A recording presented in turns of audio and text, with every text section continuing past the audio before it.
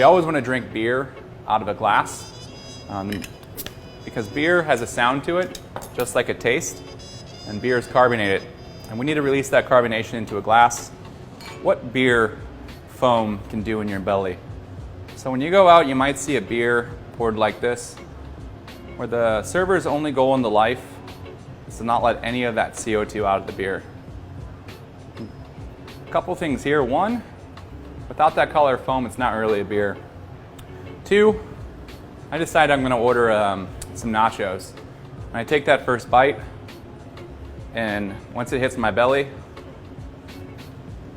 that happens. So there's about 2.5 bottles of CO2 in this beer that weren't released in the glass. That's 100% what's going on in my stomach if the beer's not poured properly. Now you think, wow, every time I have beer, I get really bloated. And that's what's going on.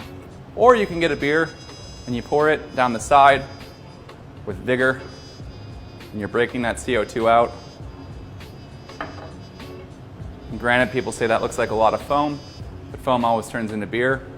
And then I take that same bite of food and I try to have a swallow, and it's not agitating my stomach because I have broken that CO2 out in the glass. So that's how important it is to pour beer into a glass. In this foam is where we're going to taste the sweetness of the malt and the bitterness of the hops, but really it's going to protect the integrity of that aroma that's underneath the foam through each sip.